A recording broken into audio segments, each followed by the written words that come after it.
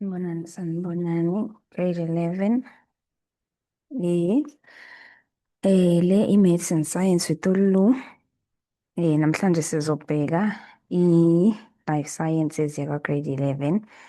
And i-topic yethu yokuqala or i-chapter yethu yokuqala, it is i-biodiversity and the classification of ama-microorganisms. So, le topic le kahle kahle nje yonke into yala ka-grade 11 sizoyifunda ngesingisi, then bese sikubuyisela ngala ngasesiZulwini, sichaze ngesizulu. Okay. So, yeah, i-chapter yethu yokuqala-ke nayi. I-introduction yethu ine-terminology. Okay. Okuwukuthi amagama abalulekile lawa ukwazi for ama-test nama-exam purposes. Nokuthi nje in general, because usazowabona kakhulu amagama, so it's important ukuthi uwazi ukuthi asho ukuthini. Okay, so i-biodiversity in general, it refers to the wide variety of ama-plants, ama-animals, kanye nama-microorganisms akhona nje emhlabeni. So makuthiwa variety, leli gama lika-variety lisho umehluko. Sometimes uzozwa u-various, sometimes u-different, yabona, or diverse. Lawo magama nje asho umehluko, ukuhluka, yabona, izinto ezehlukene kahle kahle ezingafani. So sisibhekelela kwini? Kuma-plants, sibhekelele kuma-animals, sibhekelele nakuma-microorganisms. Okay. So-ke ama-key terminology, yabona nje abhalwe in bold, abalulekile, so kufanele ukuthi uwazi. U-unicellular, okay, sibuyile la. Ka-grade 10 naka-grade 9 ufundile natural sciences, ufunde ngama-cells. Okay, watshela ukuthi i-cell it's the smallest unit of life, or yabona izinto ey'kanjalo, ukuthi i-cell ibalulekile ukuphila nje, uphila nje it's because of ama-cells. Yes, baqinisile, uphila nje it's because of of ama-cells. Okay, basitshela ukuthi lama microorganisms can be unicellular or multicellular, and then some are harmful and cause ama-diseases, shuthi kubanga izifo, whilst others are very useful in the environment and to humans. For example, i-yeast sisebenzisa ukwenza ojeqe, amagwinya, izinkwa, lezi zinto esiyidlayo, yabo. So i-yeast ayikho harmful. Le esipheka ngayo, le esipheka ngayo. Okay, so i-unicellular ke it refers to an organism consisting of only one cell, and then multicellular refers to an organism that is made up of many cells. Okusho ukuthi-ke kulo la-unicellular, whatever that organism is, noma ngathiwa yini igama layo, mabe bakutshela unicellular, wena nje vele wazi ukuthi yenziwe isele eyodwa. Okay, and there's a difference between ama-organisms are unicellular na multicellular. Multicellular anama-cells amaningi, a-differentiated nje, ahlukile, enza izinto ey'hlukile, but yes, wonke ano-cytoplasm nazo zonke lezo zinto ozijwayele, ezinye zazo. Okay, kodwa kukunye kuhlukile-ke, like for example, kuma-plant cells ufunda ukuthi kune-cell wall, but then kuma-animal cell ufunda ukuthi kune-cell membrane kuphela. Okay, wafunda ukuthi kunoma-ribosomes, wafunda ukuthi kunama-vacuoles, but then i-vacuole ngala inkulu, iyodwa ngala maningi, yabo, yonke leyo into leyo. But uma i-organism i-multicellular, kusho ukuthi yenziwa ama-cells amaningi ahlukahlukene. And then biodiversity, the variety of ama-organisms found in an area or on Earth. Yabo, umehluko nje phakathi kwama-organisms. Kungaba ama-organism mhlambe angandawonye, acishe afane, noma nje ahlukile nje total, yabo. Sesibheka lo mehluko lo okhona endaweni ethize. Mhlambe ka-grade 10 ufunde ngama-species, wafunda ngo-population, no-community, nakanjalo kanjalo kanjalo. Ukona konke lokhu ngisho kuthiwa ispeshi esisodwa njenganathi sabantu. Siyispeshi esisodwa, siyispecies esisodwa, but then sihlukahlukene cause njani asifani nathi. Okay. And then mase singena kwi-classification of ama-organisms. Okay. So, ama-scientists have placed all organisms into specific groups. Ukwenzela ukuthi-ke kube lula ukuthi siwastadishe bahlukanisa njengoba uzwa abanye kuthiwa yiy'lwane okunye ama-plants. Okay, kunomehluko phakathi kwalawo ma-organisms. Yebo, kunento ebenza ukuthi bafane, but then futhi kunomehluko, so bayahlukaniswa according to ama-characteristics athize, yabona? Yeah. So-ke sinezinto sinama-domains, sibe nama-kingdoms. But la, ama-kingdoms-ke esinawo awu-5. Une-kingdom ungayibiza ngo-Monera, ungayibiza futhi ngo-bacteria. La kunama-bacteria khona. And nanka-ke ama-bacteria akho. Akusiwona lawo 5, like kuhlukahlukene, but-ke iloku abakuvezele khona, ne? And then you have i-kingdom Protista, nayo nayi. A kingdom fungi or fungi, nango. You have kingdom plantae, or my plants, and then you have kingdom animalia, or my animals. Okay. All right. A scientist who is responsible for the placing of an organism within a specific group is called a taxonomist. Okay. Bese-ke singena kuma-viruses. Okay, so le part le bengifisa ukuyiyeka because this is just the terminology. Okay, this is just the terminology, but I think sizobuyela kona so-refera kuwona ukuthi yeah kwenzeka kanjani. Again, so this book ngiyithole from Google Chrome. If nje uthinta le link le uzokwazi ukuthi yeah ubuka ivideo ezobe ichaza yonke lento le, mhlambe wabona ama-viruses, mhlambe ukuthi ikhula kanjani, makuwukuthi iyakhula, imuva kanjani, makuwukuthi iyamuva, yabona yonke leyo into nokuthi ihlalaphi, or mhlambe i-structure-ke ama-scientists asakha. Okay, so ama-viruses are-microscopic. Yeah, ama-viruses are-microscopic, okusho ukuthini mancane. Bathi lana they are placed in a separate group and not in a kingdom because they display some non-living as well as ama-living characteristics. Okay. So wona-ke awekho kulawa ama-kingdoms lawaya esiwabonile. Omunye angazathi ayi mhlambe ngena under kingdom Monera, kingdom bacteria, in kanti no. All right. So mebethi ki-microscopic okusho ukuthi incane ngale ndlela ukuthi awuyiboni ngamehlo akho nje, awuyiboni ngamehlo akho, kufanele ukuthi uze uthole i-microscope.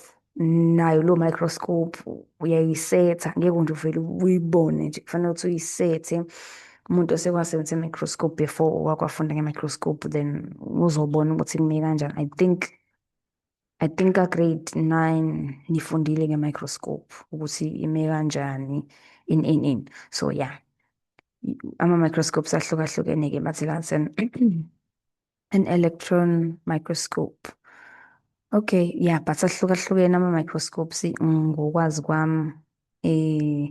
Yeah, ezinye izinto ziyabonakala ngaphansi kwethize, enye udinge olunye uhlobo ukuze ubone lokho ofuna ukubona leso sikhathi, but incane kakhulu, so idinga ukuthi uyibone ngani nge-microscope. So msebethi so this is a figure 2. This is the structure of a typical virus.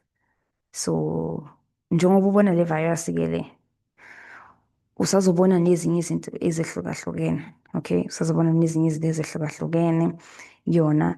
And then viruses, they consist of a core, either DNA or RNA, enclosed by a protein coat called a capsid. So a capsid is a protein coat surrounding the nucleic material of any of a virus. So if uke walizwa leli gama leli lika-DNA kakhulu, uzokwazi ukuthi njalo uma kukhulunywa nge-DNA, mhlawumbe abanye bazothi ulibofuzo or ngizothini, indlela mhlawumbe enistadisha ngayo, nifuna ukubona mhlawumbe ubuhlobo between abantu or izinto ey'thize, yabona mhlawumbe okunye kuvezwa ama-features athize physically or izenzo iy'nto ey'kanjalo ukuze kuthiwa ayi mhlawumbe ya ingane kasibanibani noma kuyona in. So i-virus yethu-ke le, a-typical virus. So i-envelope le, so makukhulunywa nge-envelope, i-envelope into evalayo, ekhavayo, and then mase kuthi kube i-protein coat. So basitshela ukuthi it consists of either ino-DNA or ine-RNA enclosed by a protein coat. So i-protein coat le ibizwa nge-capsid, okay, ibizwa nge-capsid. So le RNA or i-DNA, because ebantwini sikhuluma nge-DNA kakhulu ukuthi umuntu check i-DNA kanjalo kanjalo kanjalo. So it's a nucleic acid, yabona, it has i-material ethize, of which maybe abanye abantu abaningi abayazi i-material ethize e-genetic, the word genetic, Nkosi yami, okay, but ungazikhathazi kakhulu wena ngalokho. Awe ma, okay, so structures nama-characteristics ayo. So okay, it cannot respire, feed, or excrete waste. Okay, so unlike isilwane or isitshalo, i-virus ayikwazi ukudla like njengomuntu or isilwane, ayikwazi ukudla, ayikwazi njengesitshalo ukwenza i-photosynthesis, ayikwazi ukukhipha i-waste njengesilwane or njengomuntu ukuthi okay ngendlela encane khona ekuthize ngokukhipha, so ayikwazi ukwenza lokho. Do not have a cytoplasm and do not have any membrane-bound organelles such as mitochondria or nuclei. Okay.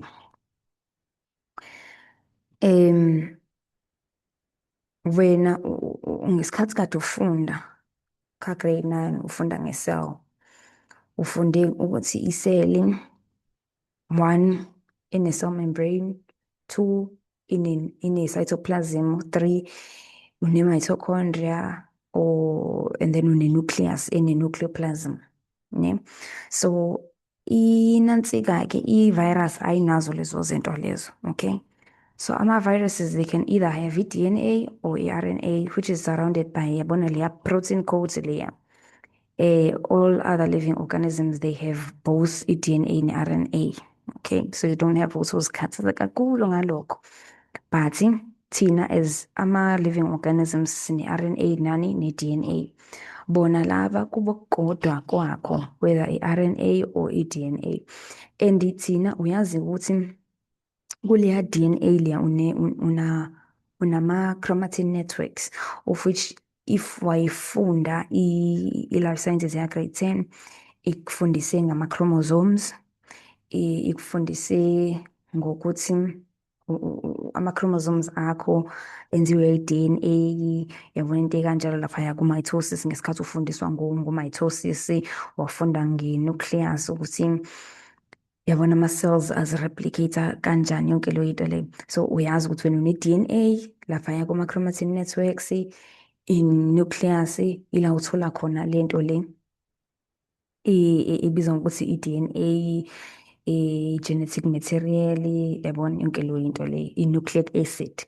So laba-ke either bane-DNA or bane-RNA, and ayikho enclosed by i-nuclear membrane, ivalwe nje ileya capsid leya. Okay, and then mase watshela ukuthi lana ama-viruses a-acellular. Masibuyela le phezulu, u-cellular usho ukuthi ni non-cellular, not unicellular or multicellular, right? Acellular awanayo nje qobo iseli, awanayo eyodwa futhi awanayo amaningi, awanayo. Okay, so they do not have a chlorophyll and are therefore unable to make their own food by photosynthesis. Ngishilo kwena ukuthi they do not feed, so kufanele lokhu kucabangisa ukuthi okay, abanayo chlorophyll, chloroplast, ini zonke lezo zinto abakwazi ukudonsa ilanga ngaleyo ndlela bazenzele bona ukudla kwabo, yabo. Okay, so all viruses are obligate internal parasites. This means they cannot multiply without infecting another living organism or a host. So, okay, a host is an organism that harbors any parasites, and then it obligates is forced a parasitic organism that cannot complete its lifestyle without exploiting a suitable host. At grade 10, you were probably told ukuthi kunento ebizwa nge-symbiosis, ne?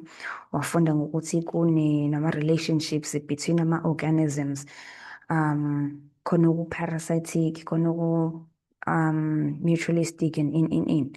So makhulunywa nga-parasites, i-parasite imbungulu. I-parasite imbungulu, like into mayizohlala kuwena iyakulimaza, iya-affect, iyakulimaza ngaleyo ndlela le. So i-virus, I'm sure nawe umuzwa igama nje lithi virus uvele uthi yo, whether i-flu, whether okay, angifuni ukwasha amagama ama-viruses, but uyawazi amagama ama-viruses, but uyazi ukuthi uma kuthi une-virus nanoma ngabe yiphi ayikuphathi kahle, from as nje into encane njenge-flu elasta iviki to something ophila nayo for the rest of your life njenganini, nayi. Nayi, okay. Into nje vele ekudlayo, okay, ekudlayo and akumnandi kwezinye iy'nkathi. So lo uyi-parasite ehlala ngaphakathi kwena emzimbeni, ohlala kwiseli yakho ngaphakathi. Lapha sitshela ukuthini, i-virus ilolu hlobo le-parasite ukuthi angeke lize likwazi ukuphila lona ngaphandle kokuthi lithole umuntu noma isilwane esinye la ezohlala kusona ukuze injani, ukuze i-survive. Okay, yabo. I-organism la kuhlala khona i-parasite ibizwa ngani, nge-host. Wena mphathi waleyo virus leyo, ngaphandle kwakho ayi-exist, ngaphandle kwakho angeke izize ziphile forever. Yangibamba? Yes, cannot multiply without affecting. Fanele ukuthi izihlale kuwena ukuze izoziphinda-phinda. Okay, i-flu nayo iqala kancane, but then hey, umkhuhlane uba wese sengiyakhwehlela, hey kubuhlungu umphimbo, yabona. Whatever virus esifika izohlala ngaleso sikhathi, kuba nje into eqala kancane, but then ngoba ikuwena, yabona, iya-speed up, iya-multiply, igcine isigcwala umzimba wonke, yabona, yeah. Njengalo for example, okay, so maningi ama-viruses, and humans viruses are responsible for ama-diseases such as ilaba yonke leti ikhozwa yini, i-virus, of which abanye into yangonaphakade, and some are treated with ama-antibiotics athize, lona even i-paracetamol is in, yabo nje futhi lo ngisho amanzi abandayo. This one can last even like 3 days and then usu-right. So ama-viruses are pathogenic, okusho ukuthini, cause ama-diseases, okay? And they can infect protists, animals, you name them, like kuningi. ama-viruses can infect i-bacteria, or that infect i-bacteria are called ama-bacterial phage.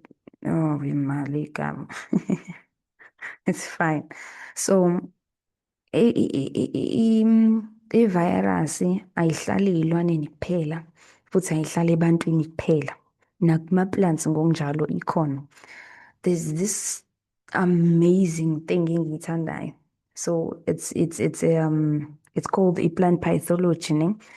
And if uthatha lo mkhakha lo, then you focus on ama-plants, ama-pathogens, ama-pests, ama-viruses a-affecta iy'tshalo nayo yonke leyo into leyo. Okay, all right. And then mase singena kwilokhuzana, bese singena kwi-bacteria. Okay, ngishilo ukuthi i-bacteria, it belongs to i-kingdom Monera, or you can call it i-kingdom bacteria. Again, angeke ngize ngimfunde lo kakhulu, but then because uzoloku ebuya sizobuyela kuyena. So some are pathogenic and can cause ama-diseases. Kuthiwe ngenhla ama-bacteria ayayibanga i-disease a-harmful, amanye a-useful kwi-environment esabalelwa into enjenge-yeast kanje. Okay, so yeast is a bacteria. Okay. Oh, another one. This one is important. You need to know this one. You need to know this one. And naleli somewhere in the future uzofunda ngalo kakhulu, okay? All right. So these are ama-characteristics of any bacteria. Again, there's another video la. Ama-characteristics of a bacteria. A bacteria basitshela ukuthi it's unicellular. Uni means one. So ine-cell enjani iyayodwa.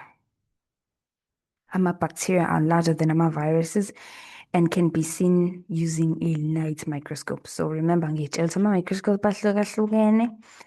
I-bacteria ithanda ukuthi xaxa, yabo yona from i-virus, like i-virus incane ngale ndlela. So lo yena akadingi electron microscope, but then a light microscope. Nayo uyayisetha kahle in a way, uyakhumbula lapha ka-grade 9. Kuthi ama-lenses kanje, ama-adjustment, uya-adjusta kanjalo kanjalo, then ukwazi ukuyibona. Okay. Okay, nazi iy'ndlela-ke zokwahlukanisa ama-bacteria la. Okay, you can call this, I mean, there's no master of pronunciation.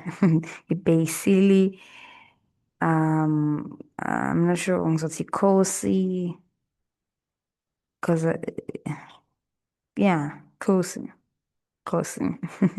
Okay.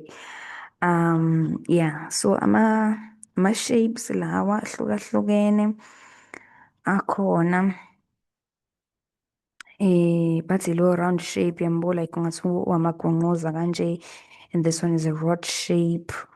Bona nje bola ngathi ama-sausages, and then this one is spiral, kunokugokana nje ukuthe, uyabona kanjalo. Okay. Excuse. Okay, by the way, terminology is very important, just that I don't want to waste isikhathi kuyona, but it's very important. And then the structural characteristics, bacteria. So all bacteria, they have the following characteristics, structural. This is very, very important, guys. Lento ibalulekile le ukuthi uyazi. Kwi-life sciences, natural sciences, or biology, it's very, very important ukwazi ama-structures nama-diagrams akho ngaso sonke isikhathi. Some of them, yes, azofana, but then uzobuza i-name yale structure or le diagram engenzansi. You should know ukuthi yini le. Okay, fanele ukuthi wazi ukuthi yini le ngiyibungayo, yini le ngiyibhekile. Okay. So this is a basic structure of a bacillus shaped bacterium. Okay, mosakhumbula la nangu yambuthi ume kanjani, ngathi usaqanjanyana. It's not exactly circular or round, yambuthi ngathi usaqanjanyana, sa oval like rod shape. So yeah, you need to know ukuthi ukhuluma ngani, wenzani la. Okay. So iflagella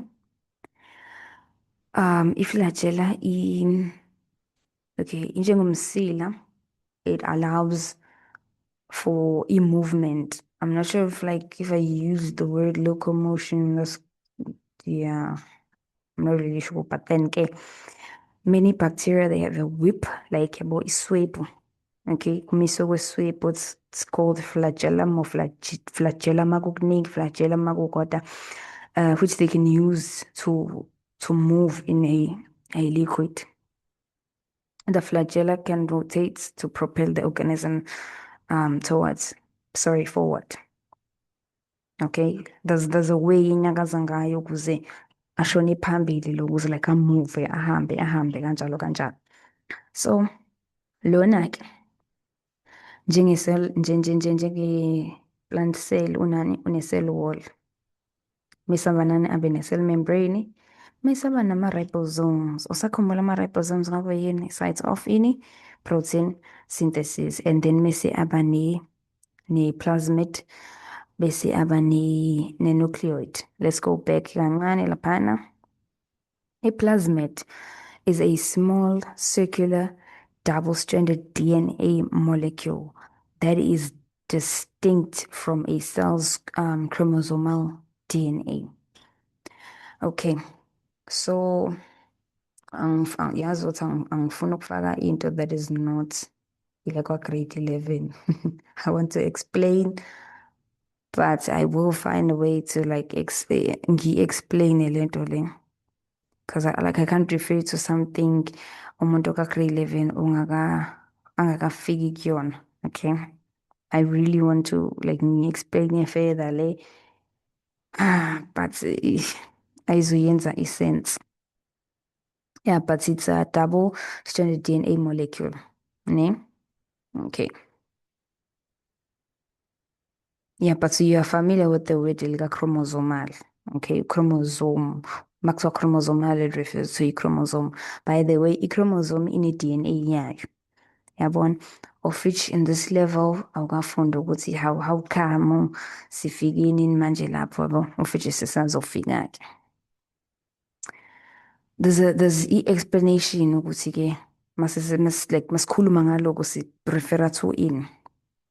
So the DNA is in the form of an irregular loop and is called a nucleoid. Usakhumbula wena ngithi ukuthi kuma-plant cells ama-animal cell i-DNA ngaphakathi kwama-chromatin network ivalekile laphayana kwi-nucleus. La there's no membrane bound organelles. So obviously in nucleus yabona ayikho the nuclear the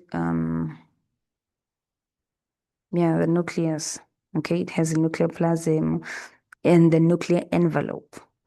Since there is no membrane around the nuclear material, the bacteria are said to be prokaryotic. Let me go back kancane.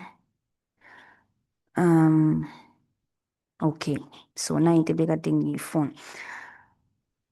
Kunomehluko phakathi kwa-prokaryotic no-eukaryotic. Into i-organelle e-prokaryotic basitshela ukuthi i-nuclear material yakhona is not enclosed, ayivalekile. Uyakhumbula wena ukuthi kuma-organism lawa anjengama-animals nalawa njengama-plants ukuthi bane-nucleus kuvalekile laphaya ngaphakathi. So kuyilwane-ke sorry, not kuyilwane. Kuma-organism akusiziyilwane, guys, don't say that. Bacteria isilwane i-organism, okay? Kuma-organisms-ke a-prokaryotic, i-nuclear material yabo ayivalekile, iyayintantela nje, iyaziflothela nje, yabo, ayivalelekile ukuthi kwi-nucleus. And then ku-eukaryotic sebesitshela ukuthi-ke ama-organisms anjani that have a membrane bound nucleus containing genetic material le esibiza ngani nge-DNA. Yeah, makuthiwa nje membrane bound nucleus obviously ine-membrane. Makuthiwa membrane bound organelles, kukhulunywa ngawo wonke lama organelles kwi-cell ane-membrane. Okay.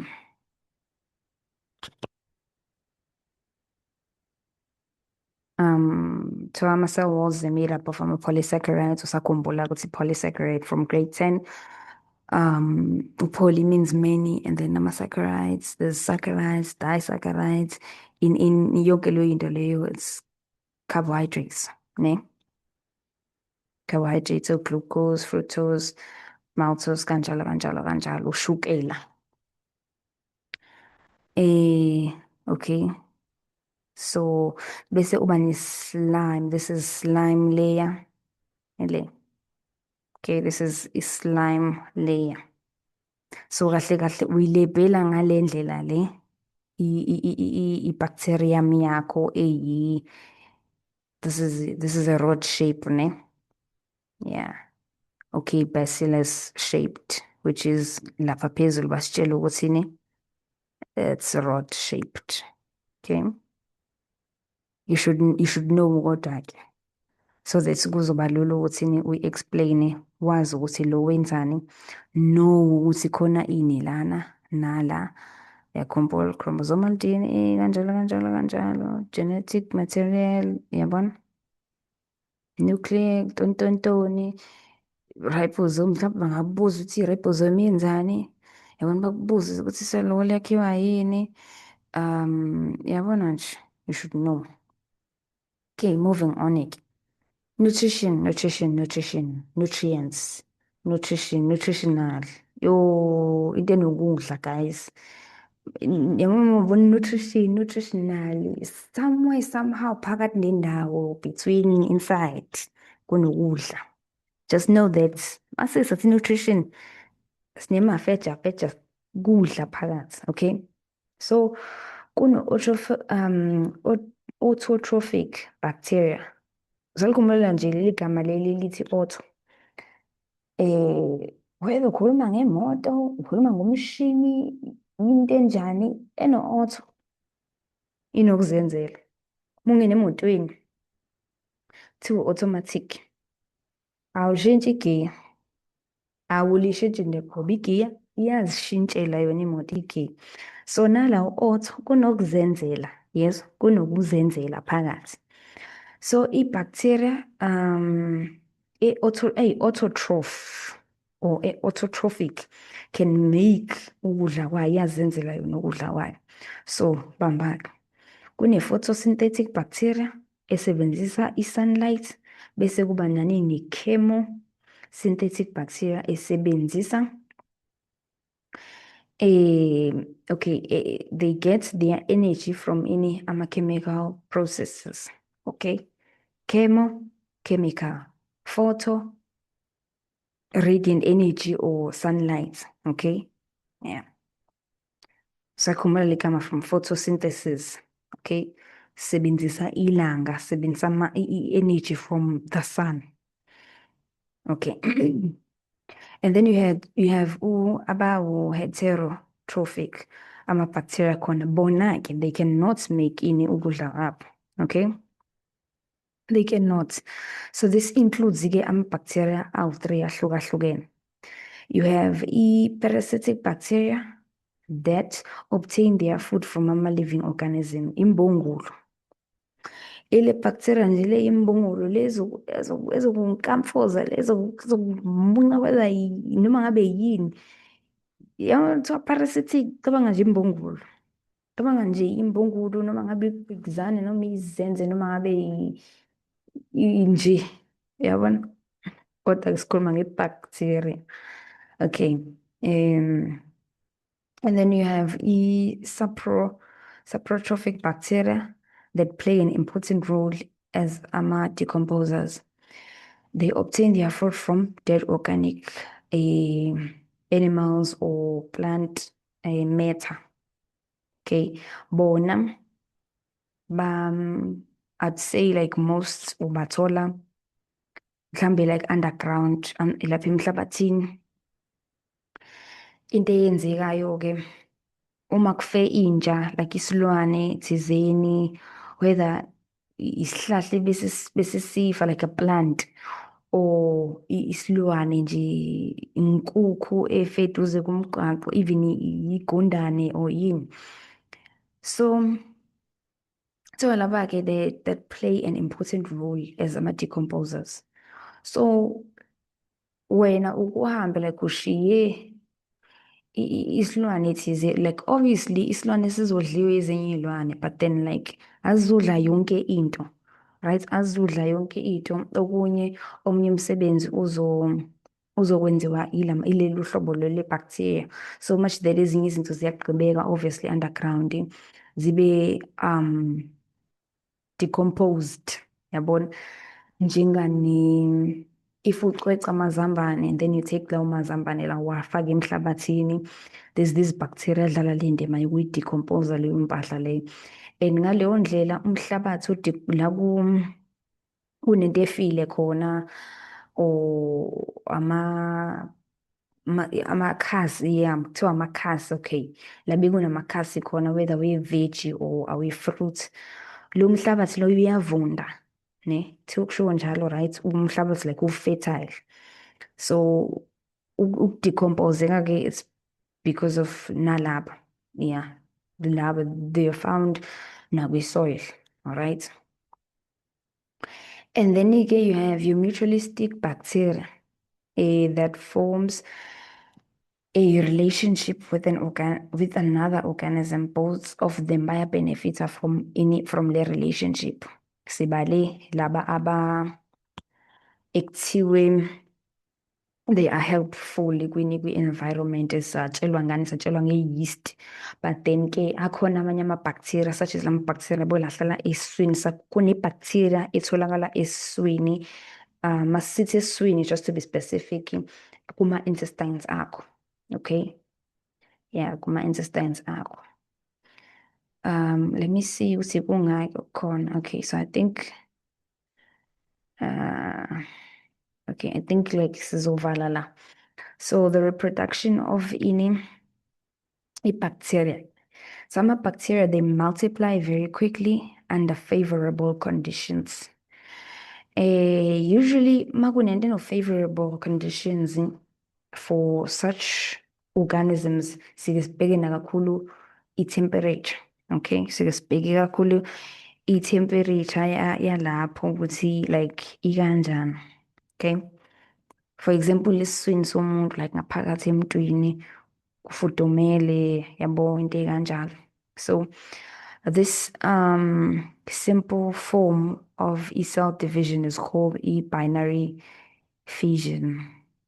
Okay, so it's an asexual reproduction of a single cell in which it divides by mitosis, mitosis. The cell regenerates as two or more separate cells having the same chromosomal identity as the parent cell. La sebesichazela nje kahle kahle nge-mitosis ukuthini iyazireplicata, yabo, ibuyisa the same chromosomal number, uku-46 diploid. So ama-bacteria ke basitshela lokho ukuthi aproduce ngaleyo ndlela leyo. Lokho wena okwaziyo ukuthi from grade 9 ukuthi there has to be umama, ubaba, and then they make an offspring or umntwana or another cell. It does not work like that. Yeah, but produce njengaleya ndlela ukuthi kufana nani, kufana ne-mitosis, okay? So there was one, then kuhlukane, lento oyaziyo nje from mitosis, same chromosomal identity. And then you have bacteria from endospores.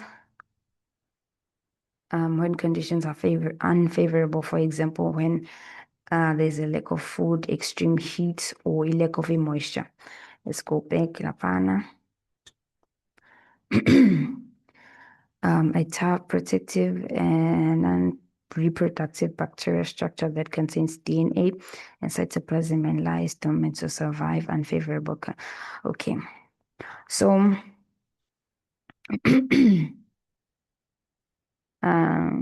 back, really move on, man. Oh, Lord. Sorry, ayibo. Hey. Uthi-ke okay, aform ama-endospores uma ama-conditions engekho favorable. So, ngithena njenge-production ama i-production yama-bacteria ngathi favorable conditions kumele ucabange its temperature. So if i-temperature like iya phezulu ngale ndlela ukuthi siyiwu-maximum onzima ngale ndlela, or there's not enough moisture or enough food, of which izinto i-bacteria ezidingayo nayo. Like almost njengawe as a person, you need food, you need water to survive. So nayo, it needs moisture, temperatures that are favorable, nokudla.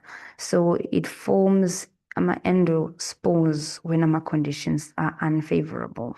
Okay. Uma ama-conditions akhona unfavorable. Yeah. Yeah, so this is it to survive ama unfavorable conditions. So afoma this structure ukuze bezovikeleka. Siyabo, it's tough, it's protective. Where if like like there's extreme heat, so they form this ukuze because phela naye ayifuni ukufa. Angisho nawe uma ugodola ugqoka ijezi if ushisela like if ulishisa ilanga wenze njani, uthatha ini, uthatha i-umbrella uzikhave nge-umbrella nanoma ngabe yini, uzikhave nge-umbrella makunethi imvula also uthatha i-umbrella, or mhlambe ya mayinetha futhi imvula uthatha i-raincoat nje just ukuthi uziprotect. Okay, so nayo it's something kanjalo so that izosurvive-ke lawo ma-conditions lawo, in order that it can germinate once ama-conditions enjani improve. Ayifuni phela nayo ukufa bandla njengawe or into kanjalo. Yeah, but it's like i-coat or i-shield, yabona, eyenzikayo so that izokwazi ukusurvive for leso sikhashana leso until ama-conditions eba right futhi for yona.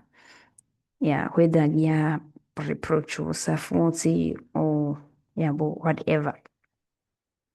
So yeah, this was grade 11 life sciences. Sikhulume ngama-viruses, sakhuluma nge-bacteria, sakhuluma nge-classification, samenshina biodiversity. Into esiyibhekayo la, i-purpose yayo yonke le nto le, ukubona umehluko phakathi kwama-organisms anama-living characteristics, ukuthi kwenzakalani kanje kanje kanje, anama-cells, yabo, yabo. Yeah, so I'm sure naku-grade 8 ufundile ngo-non-living, no-living, even ka-grade 6 wafunda ngama-ecosystems whereby there's an interaction. Wafunda ngama-abiotic and biotic factors, zonke lezo zinto, some of them kuzobuya la if ungabhaliwe la, then now I'm sure ikhanda kuzobuyela ukuthi oh wow, okay, kuyahlangana, yabo, ezokunye bese sengikumentionile. So yeah, that is it for i-life sciences ya grade 11. Yeah.